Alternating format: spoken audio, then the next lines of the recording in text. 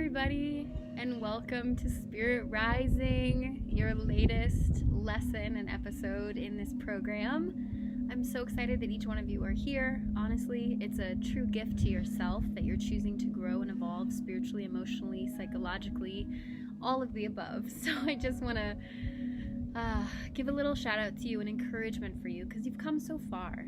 And I'd love to hear in the comments what has been your biggest breakthroughs and takeaways through this process, this journey of Spirit Rising, because that's what we're doing here. We're raising our spiritual understanding. We're raising our spiritual awareness.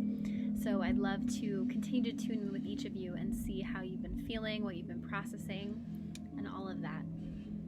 So today, the message that has been really coming through strong for me is being able to let yourself be course corrected by someone who has a higher, more expanded point of view than you.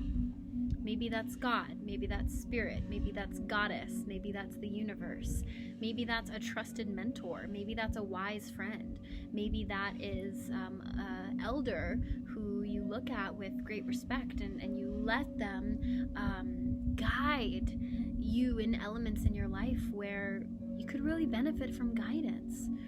And I think one of the things that I really have learned recently and lately is just because our emotions are telling us something and informing our body and system how to respond, it doesn't always mean that that emotion is correct. And what I mean by correct is that we all process and filter experiences in life differently.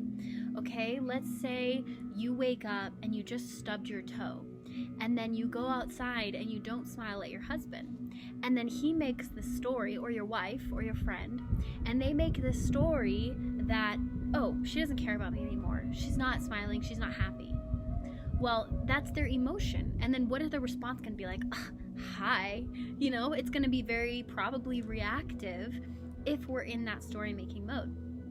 So the opportunity and the gift here is to switch your lens and ask yourself, when that person walked out of bed and they stubbed their toe and they didn't smile, was it a direct reflection of the husband or the friend or the partner or parent, whoever?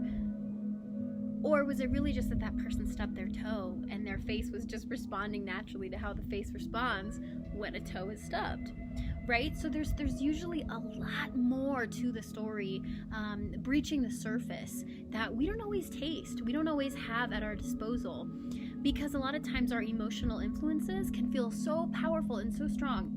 And there's so many detrimental messages going around in the self-help community, the spiritual wellness field, about always trust your emotions, always listen to your emotions.